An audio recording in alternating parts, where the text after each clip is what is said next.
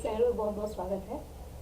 Friends, ये एक energy check reading है और बस ये देखने के लिए कि इस समय फ़िलहाल आपकी क्या एनर्जी है और आप अपनी स्पिरिचुअल जर्नी में कहाँ तक आगे बढ़े हैं, आगे आपके लिए क्या गाइडेंस है, आपको आगे और क्या करना चाहिए, कहाँ इम्प्रूवमेंट करना चाहिए, आपकी लाइफ में और क्या क्या अच्छी चीज़ें हो रही हैं, आगे क्या होने वाली हैं। इन सारी चीज़ों पर हम लोग बात करेंगे और कोशिश करेंगे कि कार्ड को अच्छे से पढ़ पाएँ। इसके लिए मैं ऑरेकल्स कुछ ऑरेकल कार्ड्स ऑल्सो क्लैरिफाई करेंगे टैरो कार्ड से, कुछ एंजल गाइडेंस भी निकालेंगे। तो फ्रेंड्स, बने रहिए मेरे चैनल पे और वीडियो अगर पसंद आती है तो उसे लाइक एंड सब्सक्राइब जरूर करें प्लीज़।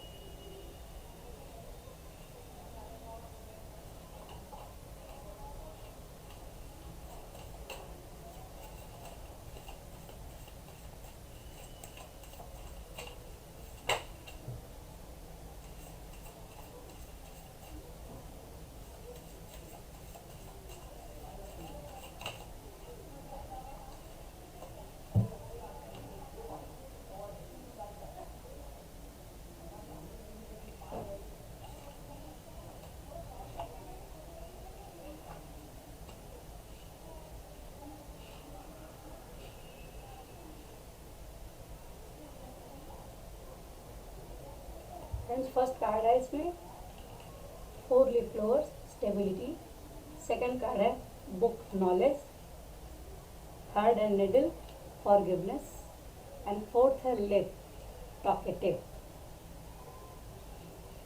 अब इसको टैरो से क्लैरिफाई कर लेते हैं। स्टेबिलिटी क्यों है, गाइड करें, स्टेबिलिटी क्यों है।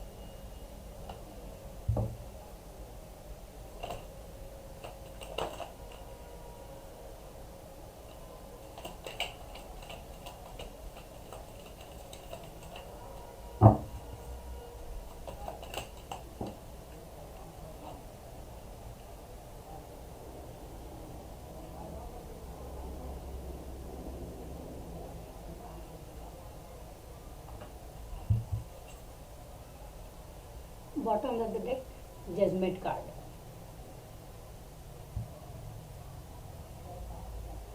फ्रेंड्स, यहाँ आपकी एनर्जी को चेक करने के लिए मैंने ये रीडिंग ली हुई थी। तो फर्स्ट कार्ड निकल के आया है 4 लीफ फ्लावर्स और उसको क्लैरिफाई किया है हाई प्रिस्टेस ने। तो ये तो आप सभी को समझ में आ रहा होगा कि इस समय फ़िलहाल आप किस एनर्जी में हैं। आपकी एनर्जी इस समय हाई वाइब्रेशन की है और गुड न्यूज़ ये है कि आप हाई वाइब्रेशन आप सस्टेन करने लगे हैं, उसमें स्टेबिलिटी आने लगी है। और हाई क्रिस्टस की एनर्जी इतनी इंट्यूटिव होती है, मिस्टीरियस होती है, इतनी नॉलेजेबल होती है, उसके अंदर हर एक क्षमता होती है अपनी लाइफ को पूरी तरीके से बैलेंस करने के लिए। तो आज आप इस एनर्जी में हैं। और मैंने नेक्स्ट क्वेश्चन में ये पूछा था कि आपको आगे की स्पिरिचुअल जर्नी के लिए क्या क्या करने की ज़रूरत है। तो उन सभी चीज़ों के लिए गाइडेंस निकल के आई है कि अभी फ़िलहाल आप जिस एनर्जी में हैं, आपकी एनर्जी बहुत अच्छी है, उस एनर्जी में आपको सस्टेन करना चाहिए। और उसमें सस्टेन करने के लिए आपको अपनी लाइफ में कुछ बुक्स को ऐड करना चाहिए।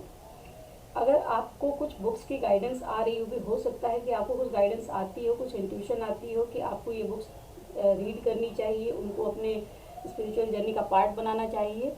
तो आपको उस बुक को पढ़ने के लिए अपना एक पैशनेट वे में एक्शन लेने की ज़रूरत है, क्योंकि वो चीज़ें ही हमें गाइड करती हैं कि हम स्पिरिचुअल जर्नी पे कैसे किस तरीके से आगे बढ़ सकते हैं, अपनी लाइफ में और कौन कौन से इम्प्रूवमेंट कर सकते हैं। और फ्रेंड्स, मेरा मानना है कि बहुत सारी चीज़ें जो हम लोग भूलते हैं, भटकते हैं, कहीं भी हमें कोई अगर रास्ता नहीं मिलता है तो उसका रास्ता भी हम लोगों को ये बुक्स समझाती हैं। स्पेशली इसमें भगवत गीता को मान लें तो वो तो है ही कि आपको हर एक चीज़ का आंसर उसमें मिलता है। आप उसको थोड़ी देर के लिए पढ़ लेंगे तो कुछ में कुछ उसमें आंसर मिल जाता है, हमारी हर उलझन का आंसर उसमें होता है।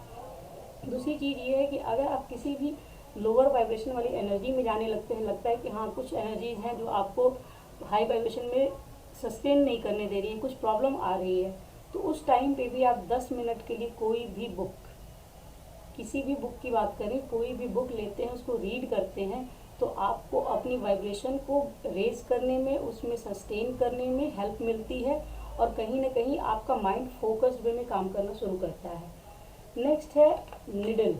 अब ये निडल का कार्ड क्यों आया है, ये कार्ड ये बताता है कि कहीं ना कहीं आपकी लाइफ में कुछ तो ऐसी चीज़ें हैं जो टूटी फूटी हैं, कहीं कुछ है जो जोड़ना है, सिलना है, जहाँ पे कुछ ऐसा है जो आपको ये इसको क्लैरिफाई किया है पेज ऑफ कप के कार्ड ने।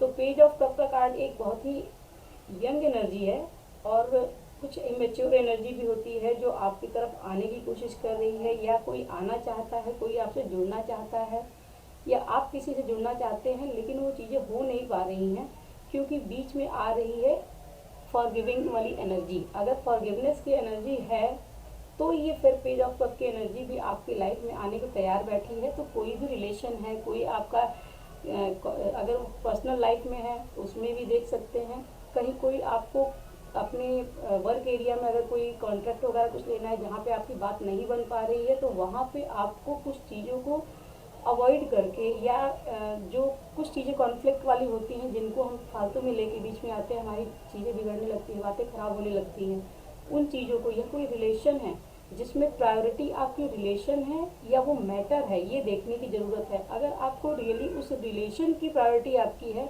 तो कुछ चीज़ों को हम अवॉइड करके, इग्नोर करके, एक दूसरे को माफ़ करके आगे बढ़ सकते हैं, और इस एनर्जी को फिर से हम इसमें कहीं ना कहीं कंटिन्यू कर सकते हैं। ये एनर्जी अपनी लाइफ में लाने में हम इस चीज़ की हेल्प ले सकते हैं। लेकिन एक फैक्ट है कि कहीं भी कोई भी रिलेशन है, कोई भी चीज़ है, तो उसमें वन साइडेड कुछ भी नहीं चलता। हो सकता है कि पूरी गलती सामने वाले की है, फिर भी रिलेशन दोनों का है। अगर दोनों की प्रायोरिटी है, तो अगर एक एफर्ट लगाने को तैयार है, कप पेज ऑफ कप की एनर्जी आपकी तरफ आ रही है, इसका मतलब ये है कि वो सामने वाला व्यक्ति कहीं ना कुछ एफर्ट लगाने के मूड में है या लगाना चाहता है। तो वहाँ पे एक फॉरगिवनेस की एनर्जी आपकी एनर्जी कॉर्ड से होती है। अगर आप सामने से भले ही दिख रहे हो कि आप रिसीविंग एनर्जी में हैं। सॉरी फ्रेंड्स, मेरा कैमरा बंद हो गया था। ये कुछ मैंने एंजल गाइडेंस में निकाला था ये चीज़।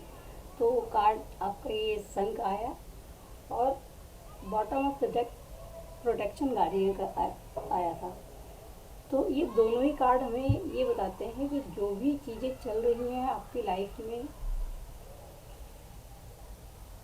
ये लास्ट में जो कार्ड था लिप, लास्ट कार्ड आया था इसमें टॉकेटिव लिप्स का, और उसको क्लैरिफाई किया था किंग ऑफ वैंड्स ने, जो ये कह रहा था कि अभी जिस तरीके से स्पिरिचुअल जर्नी में आप जिस पाथ पे चल रहे हैं, जो भी चीज़ें आपके माइंड में हैं, जो गोल आपके माइंड में है, जो भी चीज़ें आप अट्रैक्ट करने की कोशिश कर रहे हैं, उन सभी चीज़ों के लिए एक स्पेशल गाइडेंस निकल के आई है कि जो बुक्स की नॉलेज लेनी है, जो आपके टूटे हुए रिश्ते हैं, या जो जहाँ भी आपका माइंड स्टक हो रखा है, जिस भी सिचुएशन में, जो आपके कॉन्ट्रैक्ट वगैरह के रिलेशन में हो, कुछ हो, वर्क एरिया में हो, चाहे आपके पर्सनल एरिया में कोई भी रिलेशन ऐसा हो जहाँ पे कुछ ब्रेकअप चल रहा हो, डैमेज हो, क्योंकि माइंड वहाँ स्टक होके रह जाता है।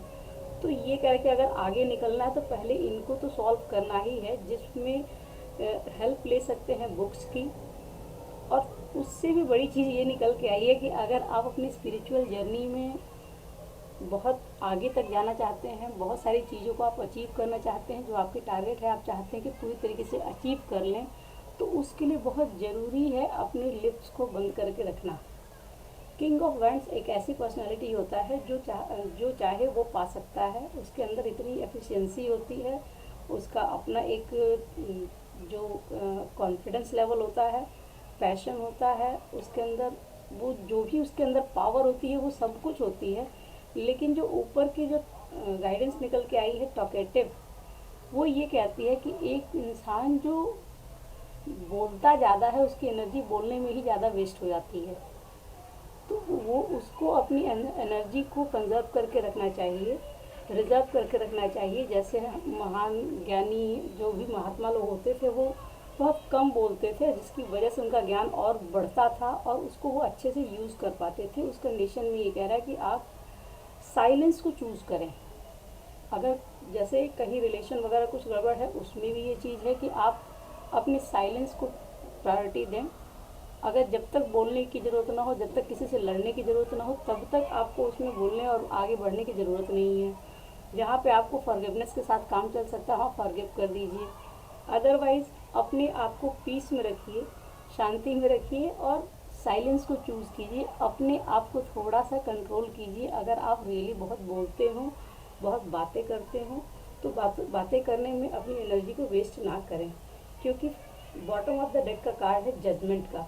जजमेंट कार्ड ये बता रहा है कि आपकी लाइफ में जो भी सिचुएशन चल रही है उसमें जजमेंट आ रही है, क्योंकि आपने जजमेंट की डिमांड कर रखी है और उसमें जजमेंट आ रही है। गॉड आपको पूरी तरीके से हेल्प करने को तैयार है।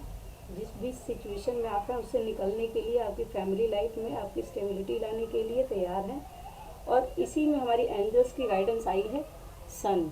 सन कार्ड ये कहता है कि आपका फ्यूचर रियली सन की तरह ब्राइट है, चाहे वो पैसे के मामले में हो, पर्सनल लाइफ हो, आपकी सक्सेस हो, जो भी आपकी मैनिफेस्टेशन हो, हर एक चीज़ पे ये वर्क करेगा। हर एक चीज़ आपकी सक्सेसफुल होगी और आगे का फ्यूचर बहुत ब्राइट है। अगर इस तरह की गाइडेंस को आप फॉलो कर लेते हैं तो इसमें बॉटम ऑफ द डेक का कार्ड आया है प्रोटेक्शन गार्डियन। ये कहते हैं कि आपको जहाँ स्टेप लेना है, जो स्टेप लेना है, जहाँ कहीं भी आपको कोई भी स्टेप लेके आगे बढ़ने के लिए बाई चांस अगर कोई डाउट आ रहा है, आपको अपनी प्रोटेक्शन का डर लग रहा है, तो ये एश्योर करते हैं कि आप पूरी तरीके से प्रोटेक्टेड हैं, आपकी प्रोटेक्शन में कहीं से कोई कमी नहीं है। तो अपनी प्रोटेक्शन की चिंता छोड़ करके अपने स्टेप को लीजिए। जो भी लेना है अपने लाइफ में आगे बढ़ने के लिए, अपनी स्पिरिचुअल जर्नी पे ग्रो करने के लिए, जो भी स्टेप लेना है उसको आप बेधड़क लीजिए। प्रोटेक्शन गार्डियंस कहते हैं ड्रॉप योर शील्ड। अपने आप के आसपास जो आपने एक आवरण पहन रखा है कंफर्ट जोन का, उस कंफर्ट जोन को छोड़ के अपने शील्ड को हटाइए, उससे बाहर निकलिए। और बाहर निकलते ही आप देखेंगे कि जो भी आपकी सिचुएशन है, जहाँ पे आप स्टक हो रखे हैं, चाहे वो आपकी फैमिली लाइफ की स्टेबिलिटी हो, आपके वर्क एरिया की स्टेबिलिटी हो, जहाँ की भी स्टेबिलिटी का इशू है, जो भी आपके माइंड में इशू चल रहा है, जब भी आपकी लाइफ में प्रॉब्लम्स चल रही हैं, वो सारी की सारी प्रॉब्लम्स सॉल्व हो सकती हैं, क्योंकि अब आपकी लाइफ में सूरज सवेरा लेके आए हैं और ये कह रहे हैं कि जजमेंट का टाइम आ गया है, अब आपका फ्यूचर बहुत ब्राइट है। तो फ्रेंड्स, ये है आज की गाइडेंस स्पिरिचुअल जर्नी एंड जो फ्यूचर है स्पिरिचुअल जर्नी का। और उसमें जो भी चीज़ें हम लोग की लाइफ में आती हैं, मैं मानती हूँ कि हम लोग की लाइफ से जुड़ा हुआ हर एक पार्ट हम लोग की स्पिरिचुअल जर्नी का पार्ट है। अध्यात्म में हर एक पार्ट आता है, कहीं से भी केवल ये पूजा पाठ या जो भी चीज़ें हम लोग की धारणाएं पहले की रही होंगी, मेरी भी थी पहले, इस टाइप की अगर कोई धारणा है तो उन सारी चीज़ों से हट कर सोचने की चीज़ है कि हम लोग की लाइफ का एक एक एरिया हमारे अध्यात्म में आता है। और ये सारी चीज़ें ये कह रही हैं कि पूरी की पूरी लाइफ को बैलेंस करना ही एक अध्यात्म है। और ये गाइडेंस भी आपकी यही कह रही है कि आपके अपनी एनर्जी भी आपकी ठीक है, आपकी नॉलेज को बढ़ाइए, वर्क एरिया में भी अपनी प्रोग्रेस आपको मिलेगी, और आपकी जो पर्सनल लाइफ में कुछ प्रॉब्लम्स चल रही हैं उनमें भी प्यार आ रहा है, उसको रोकिए मत, फॉरगिवनेस के साथ आगे बढ़िए और अपनी सारी चीज़ों को सेटल कीजिए और नए लाइफ में, नए सवेरे में आप अपना एक स्टेप इन कीजिए। और अगर आपको ये मेरा रीडिंग पसंद आया है, मेरी रीडिंग पसंद आए तो इसको लाइक कीजिए, मेरे चैनल को सब्सक्राइब कीजिए और नेक्स्ट वीडियो तक मेरा वेट कीजिए। Thank you so much.